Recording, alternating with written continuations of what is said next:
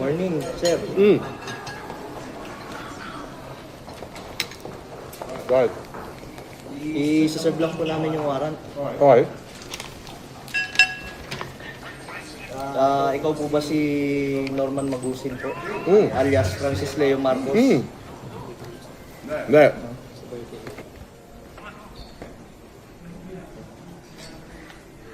Si Francis Leo Marcos ay sumikat sa social media dahil sa kanyang mga video tungkol sa pagtulong at mga pahayag tungkol sa kanyang pagkakakilanlan.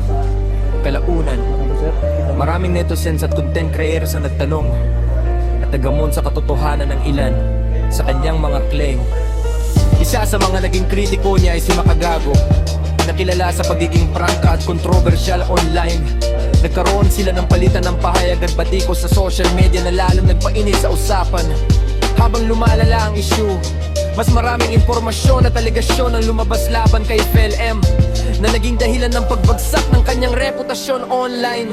Para sa mga taga-suporta ni Makagago, itinuring siyang hero ng social media dahil sa paglalantad umano ng mga issue.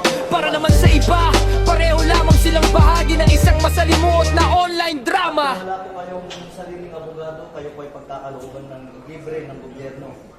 Andito ako sa inyo, Kumuha ng sarili ng doktor na magsusuri ng inyo. Sir, pwede paano po yan at ano nyo yung karapatan po? Sige.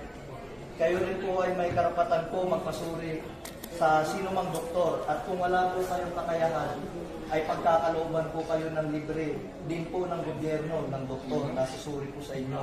Okay. Ito po, naiintindihan niyo po ba ang inyong mga karapatan? Naiintindihan ko. Okay po, kayo po ay sasama po sa amin para po sa inyong... Attorney, ito po, basahin po. unjust fixation daw sa Parañaque.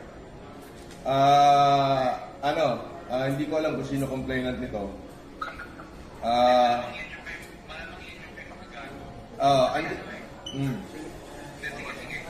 Andito ako sa Newport, ina-arresto na nila ako, sasama ako ngayon, hindi ko natatapusin itong pagkain ko.